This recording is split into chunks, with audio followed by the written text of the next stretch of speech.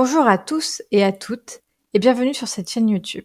Pour ce premier épisode, meurtre, femmes toxiques et Midwest, on va parler de Gillian Flynn.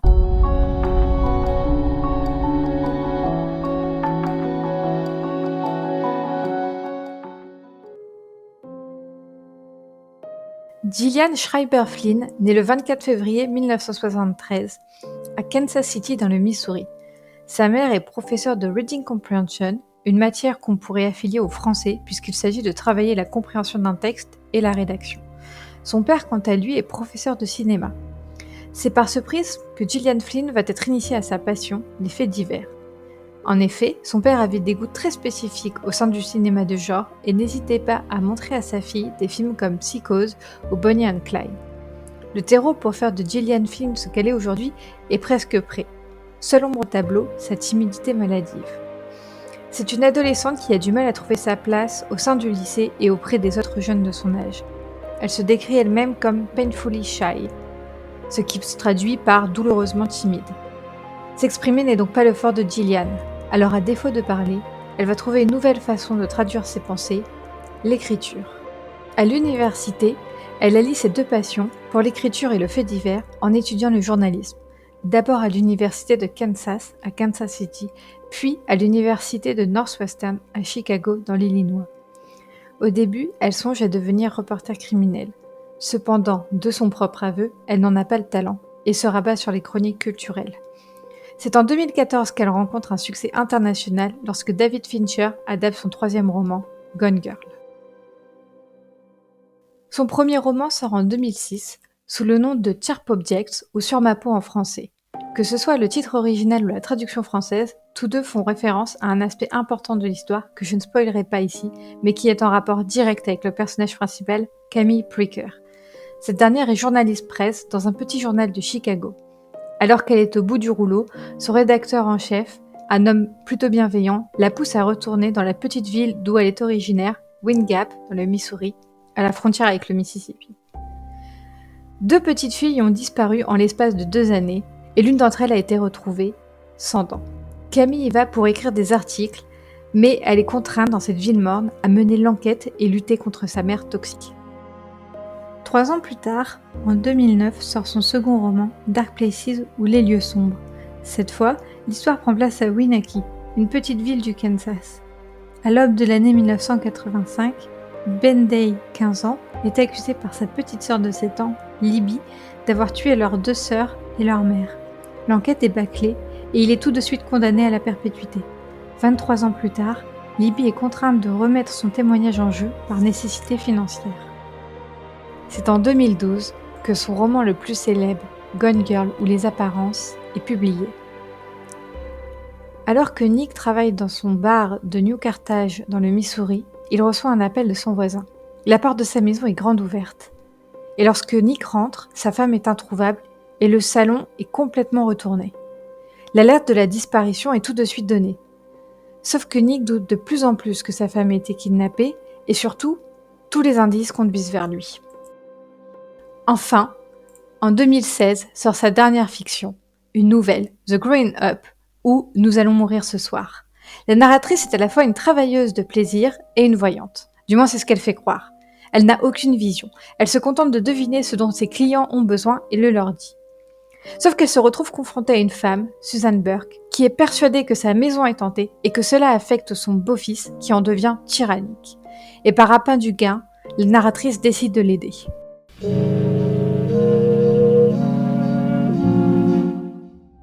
Comme vous l'aurez sûrement remarqué, Gillian Flynn est une autrice de thriller. Mais avant d'aller plus loin, qu'est-ce que c'est un thriller ? Selon Wikipédia, et il faut toujours écouter Wikipédia, un thriller est un genre artistique utilisant le suspense ou la tension narrative pour provoquer chez le lecteur ou le spectateur une excitation ou une appréhension et le tenir en haleine jusqu'au dénouement de l'intrigue. Bien que méprisé par certains, parce que c'est considéré comme un sous-genre, le thriller est pourtant l'un des genres les plus connus au monde, que ce soit dans la littérature, ou dans le cinéma, ou même dans d'autres formes d'art. C'est un genre du suspense, donc de l'attente et du rebondissement. Et dans cette lignée, Gillian Flynn est même une autrice de thriller psychologique. puisque l'on trouve dans ces romans des mécanismes tels que la traque, l'obsession, la manipulation, qui sont des topoi, ou lieux communs, propres à ce genre. Ce n'est pas juste une enquête que l'on suit. Il y a un moment où l'on se demande comment les personnages vont s'en sortir, comment détricoter les fils qui font l'intrigue. Il y a un point de clivage qui fait basculer le roman d'enquête vers le thriller, et l'on n'est jamais certain que les personnages principaux ou les gentils s'en sortiront. Cependant, il y a un truc, il y a une signature dans les romans de Gillian Flynn. On peut deviner à peu près qui est l'antagoniste en quelques chapitres. Mais c'est une adepte du plot twist, et dans sa définition la plus pure.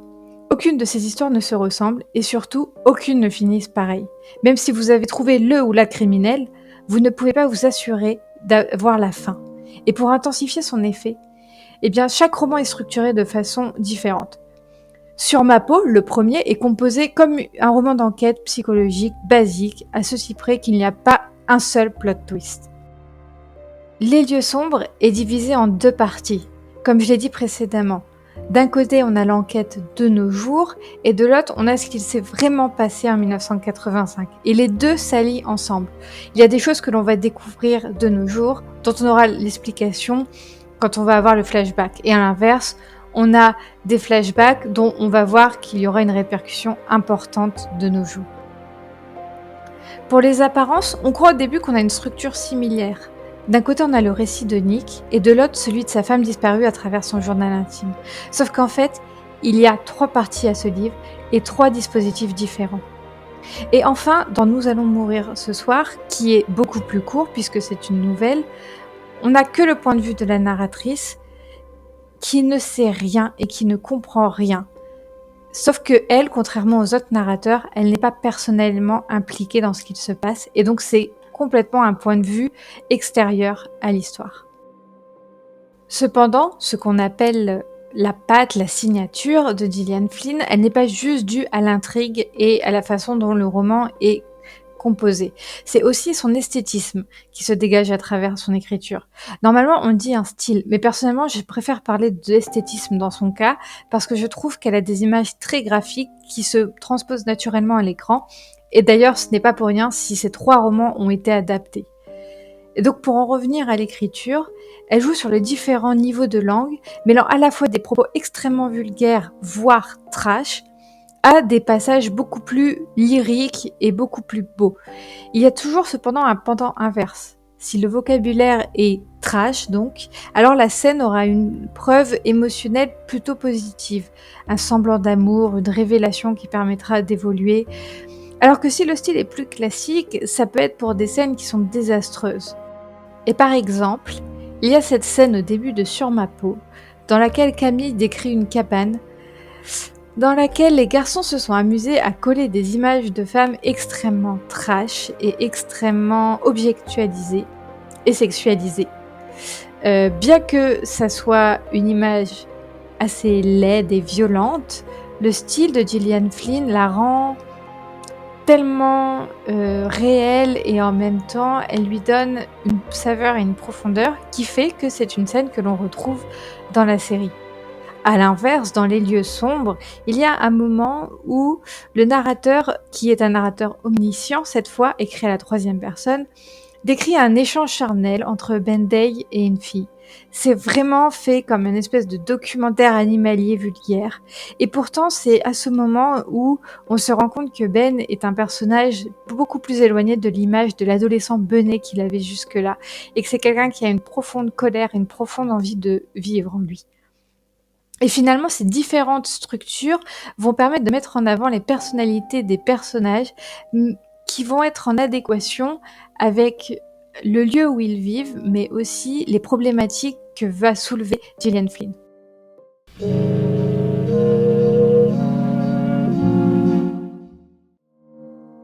Il n'y a qu'à comparer la vie de Gillian Flynn à celle de ses personnages pour se rendre compte de la part d'implication personnelle dans ses œuvres.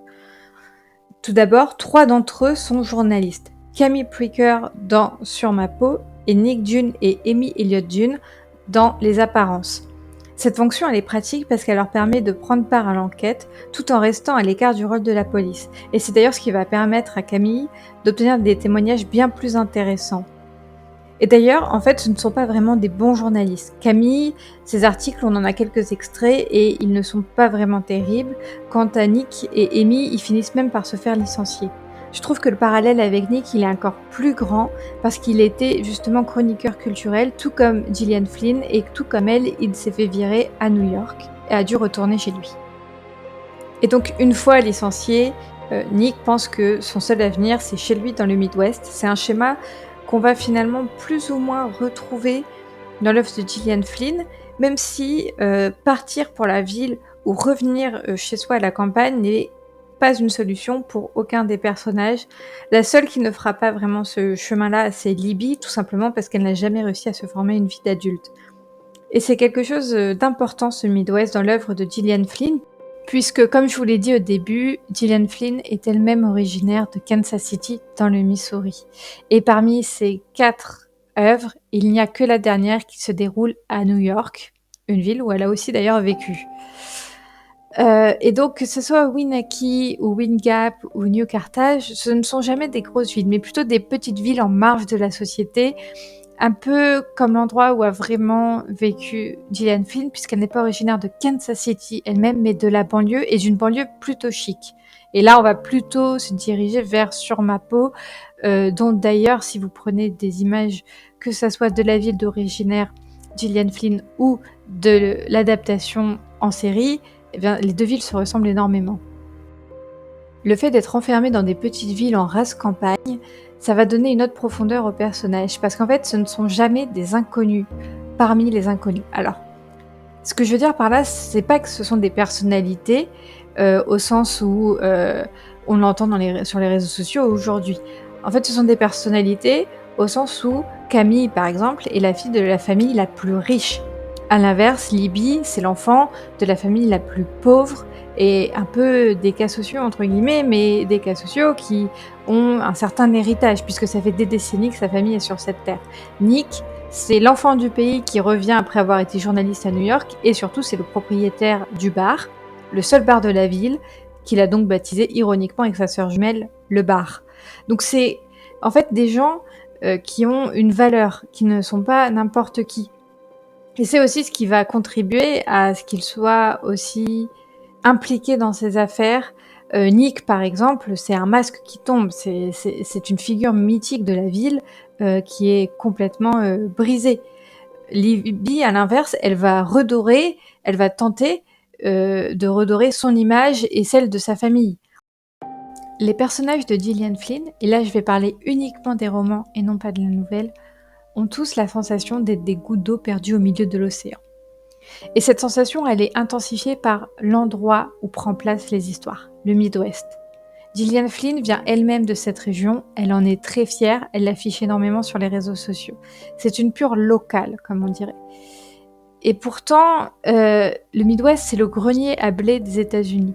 C'est-à-dire que c'est un endroit assez désertique qui vit plutôt de la ferme, des activités de la ferme, mais c'est quand même une région où l'on compte plus de 67 millions d'habitants, donc plus qu'en France. Et puis Chicago, c'est quand même l'une des villes les plus connues. Mais la sensation d'étouffement persiste. Que ce soit Benday, Camille ou Amy, ils n'arrivent pas à se faire à la vie dans le Midwest. Et pourtant, Benday et Camille en sont originaires. Mais l'un vit dans une immense pauvreté, l'autre est étouffé par une mère toxique. Quant à Amy, c'est une pure New-Yorkaise de la classe bourgeoise de Manhattan qui a été contrainte de déménager pour sauver son mariage, ce qu'elle ne parvient pas vraiment à faire. Et donc, dans cet endroit où il y a beaucoup d'espaces verts et donc de liberté de mouvement, les personnages sont plutôt entravés parce qu'ils ont un manque de perspective. Le fait de toujours tout devoir remettre à la terre n'est pas quelque chose qu'ils désirent. Eux, ce ne sont pas des personnes du terroir du tout. Et puis, ils n'arrivent pas à se faire à ce quotidien morne. Il y a aussi cette histoire de passé extrêmement vieux. Alors quand je dis un passé très vieux, je veux dire en termes américains, puisqu'Amy elle-même considère que un bâtiment du 19e siècle est un bâtiment très vieux. Je pense que pour les Européens, ce n'est pas le cas. Mais donc, il y a cette sensation que tout est archaïque. Et puis, il y a l'histoire de la temporalité, qui est extrêmement importante dans son œuvre et qui va se mêler au lieu. Quand on regarde, tous les récits de Gillian Flynn se déroulent entre les années 80 et la fin des années 90, le début des années 2000. C'est-à-dire une période qui se déroule entre son enfance, son adolescence et sa vie de jeune adulte. Alors, étant donné que c'est pas une autrice de science-fiction et qu'elle a tout publié dans les années 2000-2010, c'est normal qu'elle ne parle pas de maintenant. Mais si elle publie un ouvrage maintenant, peut-être qu'elle va le faire. En tout cas, les sujets qu'elle aborde sont très liés à la temporalité, surtout dans les lieux sombres. Les lieux sombres, c'est une ode aux années 80 et surtout aux ados qui sont mal dans leur peau, aux métalleux, à qui on fait des mauvais procès. Dans Sur ma peau aussi, il y a cette sensation, puisque Camille revient après une très longue cassure avec sa ville natale, elle ne reconnaît pas cet endroit, elle ne reconnaît pas les ados, mais pourtant, il y a quand même cet effet de cycle. On sent une envie, en fait, dans l'œuvre de Gillian Flynn, de dénoncer un monde qui est incompris, qui va trop vite, où les personnages ne parviennent pas à s'adapter jusqu'à ce qu'ils deviennent des parias. Et on ne peut pas s'empêcher de penser à son adolescence en tant qu'ado douloureusement timide. Et d'ailleurs, je trouve qu'elle ressemble beaucoup à ce niveau-là à Ben, qui n'arrive pas du tout à s'exprimer et qui n'arrive pas à se faire comprendre. En tout cas, ce qui est certain, c'est que ces personnages, ils ne sont pas faits pour cette époque, ils ne sont pas faits pour le monde autour d'eux, ils ont du mal à le comprendre. Et c'est peut-être aussi pour ça que Ben va rester en prison, où il est plus à sa place. Le temps qui passe, c'est donc une notion qui est abordée dans toutes ses œuvres, et en particulier pour Sharp Objects et Dark Places, donc Sur ma peau et Les lieux sombres. Parce que les personnages principaux reprennent contact avec leur passé, et ils se retrouvent face à celui-ci. Camille, par exemple, constate qu'en fait tout n'est qu'un cycle, là où Libby, elle, va découvrir qu'en fait sa vision était erronée et qu'elle va devoir se remettre elle-même en question. Cependant, il ne faut pas oublier que ce sont des livres qui parlent avant tout de crimes, dans un contexte où les femmes sont quand même extrêmement présentes, ce qui a valu quelques ennuis à Gillian Flynn.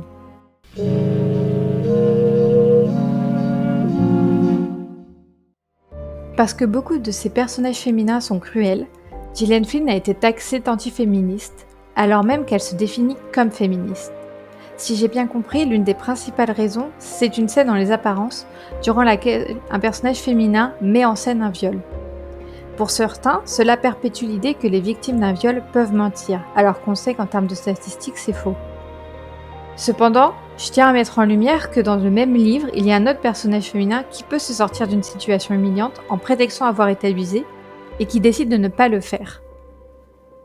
Parmi ces 4 œuvres, c'est la seule dans laquelle on trouve un personnage qui commet un acte aussi horrible, et d'ailleurs c'est un acte qui n'est jamais glorifié et qui ajoute à la noirceur du personnage. Alors évidemment, c'est un personnage féminin qui est très cruel et même qui est à la fois misogyne et misandre. Mais Gillian Flynn s'en défend en déclarant « c'est avoir une très petite vision de ce qu'est vraiment le féminisme. Pour moi, c'est aussi d'avoir possibilité d'avoir des femmes dans le rôle des méchants personnages. » Mais je dois quand même appuyer sur un point. Quand on regarde le discours des narrateurs dans les livres de Gillian Flynn, on remarque que les femmes sont grandement critiquées. Sauf que c'est pas juste le genre féminin ou une femme en particulier. Ce que critique Gillian Flynn, c'est la vision erronée que l'on impose aux femmes depuis des années.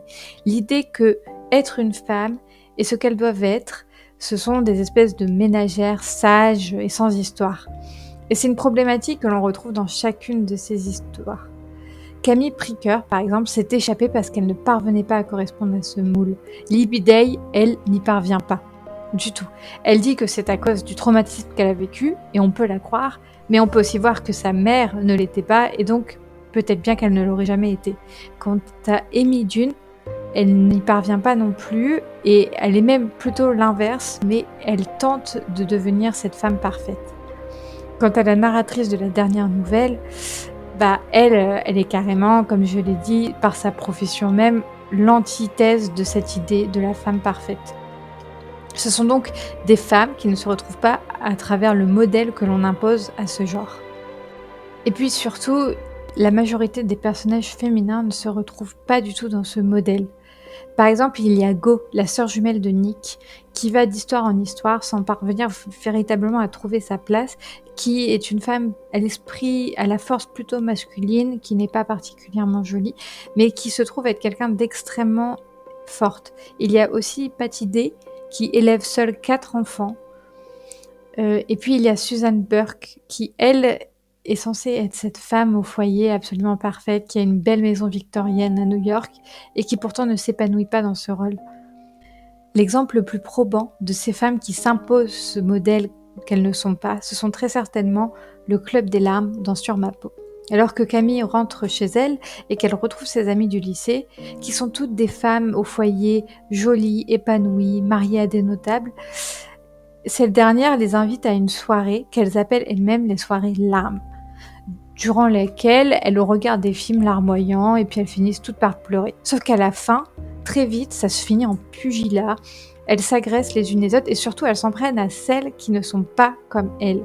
C'est-à-dire Camille, qui elle a un travail, qui vit dans une ville, qui n'est pas décrite par sa situation matrimoniale mais parce qu'elle est. Et également une autre amie du lycée qui, elle, s'épanouit plutôt dans ce rôle, mais parce qu'elle l'a choisi. À travers cette scène, il y a vraiment le goût amer de la jeunesse qu'on vole, des rêves qui sont partis en éclats, de ceux de jeunes filles qui ne sont pas autorisées à penser plus loin que le mariage et plus loin que de là où elles viennent. Alors c'est vrai que Gillian Flynn préfère les femmes cruelles, les méchantes. Mais si elles le sont, très souvent, c'est parce que la vie les a frappées en pleine tête. Parce que si ça avait été des hommes, elles n'auraient pas vécu ce qu'elles ont vécu. Par exemple, les deux plus décriés, c'est très certainement Amy et la mère de Camille, Adora. Sauf que l'une comme l'autre, on leur a imposé une vie parfaite de petites bourgeoises qui font du tennis, qui fréquentent des garçons de bonne famille et qui n'ont pas d'autre choix que de réussir dans un seul modèle et de s'épanouir selon un seul modèle qui visiblement ne leur convenait pas. Et je ne cherche pas à nier ici également les problèmes mentaux qu'elles ont et qui ont très certainement conduit ces personnages à faire ce qu'elles ont fait. Ce ne sont pas des personnes bien, je n'essaye pas de leur trouver des excuses, mais plutôt des raisons qui font qu'elles sont comme ça. Et des fois, ces raisons, elles sont liées au genre. Et d'ailleurs, les hommes ne sont pas en reste. Gillian Flynn écrit avant tout sur un univers féminin, mais qui est extrêmement marqué par la violence des femmes. Et le rapport au père est, je trouve, un peu stéréotypé. Soit ils sont absents comme dans Sur ma peau et Nous allons mourir ce soir, soit ils sont abusifs comme dans Les lieux sombres ou Les apparences. Ils vont briser ces bulles de protection que forment les mères qui tentent d'éduquer leurs enfants. Le problème que rencontrent les hommes dans l'œuvre de Gillian Flynn est le même que celui que vivent les femmes. Ils ne parviennent pas à se conformer à l'image que l'on attend d'eux. Parce que le poids de la virilité est trop pesant, ils sont mis au banc de la société, et leur comportement n'est jamais le bon. Si jamais ils pleurent trop, comme par exemple John Keane à l'enterrement de sa sœur, alors ils sont accusés d'être des espèces de pervers. Tandis que s'il ne montre aucune larme et aucun sentiment comme Nick June lorsqu'il annonce la disparition de sa femme, alors forcément, c'est lui qui est accusé de l'avoir tuée. Tout comme les femmes, les hommes sont pris au piège dans cette image stéréotypée. Pourtant, que ce soit les hommes ou les femmes, ils ont tous cette image de paria. Ils ne parviennent pas à se glisser dans cette image de modèle qu'ils ont. Et c'est ce qui leur donne leur singularité en tant que personnage. Il n'y a pas de genre chez Gillian Flynn qui soit meilleur que l'autre. Il n'y a que des hommes et des femmes. Et le célibat, la masculinité, l'épanouissement professionnel, la féminité, la force, la douceur, la méchanceté, la gentillesse, toutes ces choses qui composent une personne, et j'en passe encore, n'appartiennent pas à un genre, mais aux êtres humains dans leur globalité. Et si la question du genre est centrale dans son œuvre, c'est aussi quelque chose qu'elle questionne, et elle a aussi vu les critiques, puisque dans sa dernière nouvelle, c'est pas sûr que ce soit les femmes qui soient vraiment le vrai problème.